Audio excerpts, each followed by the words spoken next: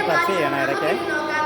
ഓരോ കാലാവസ്ഥയനുസരിച്ച് കഴിക്കുന്ന ഭക്ഷണവും കുടിക്കുന്ന വെള്ളവും എന്തിനേറെ ശ്വസിക്കുന്ന വായു പോലും ഓരോ കാലാവസ്ഥയിലും മാറിക്കൊണ്ടിരിക്കുന്നു.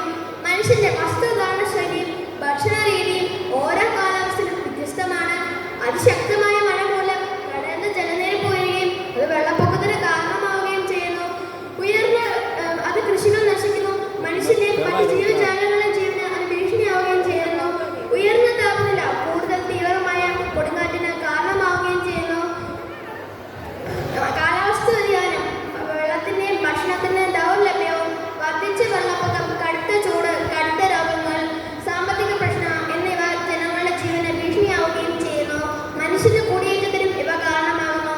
21ാം നൂറ്റാണ്ടിലെ ആഗോള ആരോഗ്യത്തിന് ഏറ്റവും വലിയ ഭീഷണിയായിട്ടാണ് കാലാവസ്ഥ വ്യതിയാനമെന്ന് ലോകാരോഗ്യ സംഘടന വിശേഷിപ്പിക്കുന്നത്. ശാസ്ത്രീയമായ തെളിവുകൾ പറയുന്നത്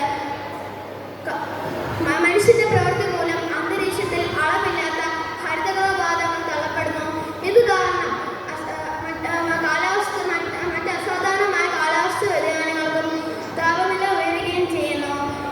ഇത് മനുഷ്യരെ മാത്രമല്ല മൃഗങ്ങളെ, മറ്റ് ജീവജാലങ്ങളെ ബാധിക്കും. ഇതിനെ നമുക്ക് എങ്ങനെ തടയാം? വാഹനങ്ങൾ ഓടിക്കുന്നു കുറച്ച് നടക്കണം, അല്ലെങ്കിൽ LPG CNG പോലത്തെ വാഹനങ്ങൾ ഉപയോഗിക്കണം.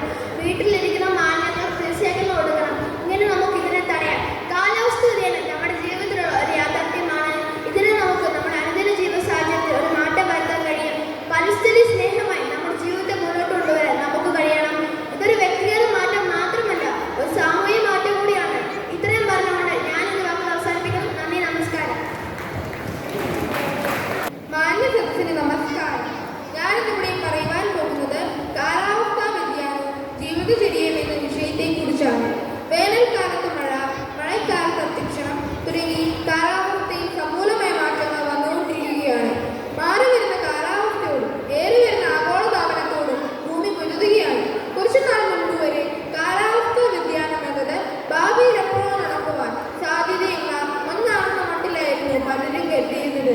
എന്നാൽ ഇന്നിപ്പോൾ യാതൊരു ആശങ്കകൾക്കും ഇടയില്ലാത്ത വിധത്തിൽ കാലാവസ്ഥാ വ്യതിയാനത്തെക്കുറിച്ചുള്ള വാർത്തകൾ നാം നിരന്തരം കേട്ടുകൊണ്ടിരിക്കുന്നു. ഒരു പ്രദേശത്തിന്റെ ശരാശരി ദിനാന്തരീക്ഷ തോതിനെയാണ് കാലാവസ്ഥ എന്ന് പറയുന്നത്. ബാഷ്പീകരണം, മർദ്ദം, ഊഷ്മാവ്, കാറ്റിന്റെ വേഗത എന്നീ ഘടകങ്ങളുടെ അടിസ്ഥാനത്തിലാണ് കാലാവസ്ഥ നിർണ്ണയിക്കുന്നത്. ഈ ഘടകങ്ങളുടെ തോതുകളിൽ വന്ന അപ്രതീക്ഷിത മാറ്റമാണ് കാലാവസ്ഥാ വ്യതിയാനത്തിന് കാരണമാകുന്നത്. ഫോസിൽ ഇന്ധനങ്ങൾ കത്തിക്കുക, വനനശീകരണം, മലിനീകരണം, രാസവസ്തുക്കളുടെ അമിത ഉപയോഗം തുടങ്ങിയ അന്തരീക്ഷത്തിലെ കാർബൺ ഡൈ ഓക്സൈഡിന്റെ അളവ് കൂട്ടുന്നു. ഇതൊരു കപ്പലിൽ പോലെ ചൂട് പുറത്തേക്ക് പോകുന്നത് അറിയുന്നു. അതിന്റെ ഫലമായി അന്തരീക്ഷ താപനില വർദ്ധിക്കുന്നു. ഭൂമിയുടെ അന്തരീക്ഷ താപനില വർദ്ധിക്കുന്നത് വളരെ വേഗത്തിലായിക്കൊണ്ടിരിക്കുകയാണെന്ന് പഠനങ്ങൾ സൂചിപ്പിക്കുന്നു.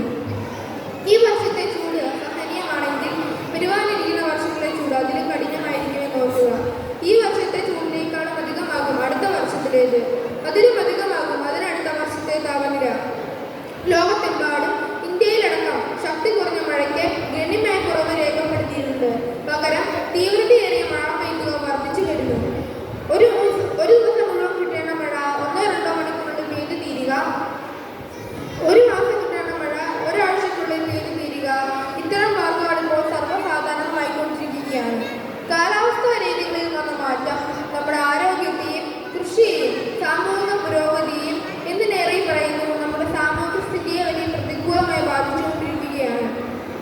അതിനാൽ തന്നെ കാലാവസ്ഥാ വ്യതിയാനത്തിന്റെ വ്യാപ്തിയോ വലുപ്പമോ കുറയ്ക്കുവാൻ സഹായിക്കുന്ന ഘടകങ്ങളെ പറ്റി അറിയേണ്ടത് അത്യാവശ്യമാണ്. കാലാവസ്ഥാ വ്യതിയാനം ആഗോള പ്രശ്നമാണ്. ഒരു രാജ്യമോ ഒരു വ്യക്തിയോ പരിശ്രമിച്ചാൽ പരിഹരിക്കപ്പെടാവുന്ന ഒരു പ്രശ്നമല്ലത്. അതിനാൽ തന്നെ എല്ലാ രാജ്യങ്ങളും കൈകോർത്ത് പ്രശ്നത്തിനെതിരെ പോരാടണം. ലോകരാജ്യങ്ങൾ പല വിധത്തിലും നടപടികളെടുക്കുന്നതായി അവകാശപ്പെടുമ്പോഴും പ്രത്യക്ഷത്തിൽ യാതൊരു പുരോഗതിയും കൈവരിക്കാനായിട്ടില്ല എന്നതാണ് വാസ്തവം. കാർബൺ നിർഗമനം തടയാനുള്ള തീരുമാനം സ്വന്തം വീട്ടിൽ തുടങ്ങി രാജ്യത്തെമ്പാടും നടപ്പിലാക്കിയാൽ മാത്രമേ ലോകത്തെ രക്ഷിക്കാനാകൂ.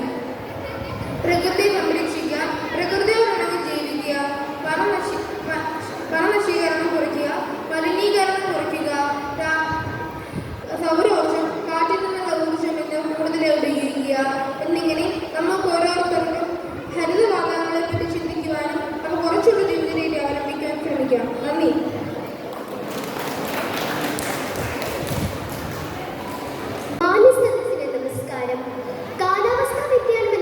ഭൂമിയിലെ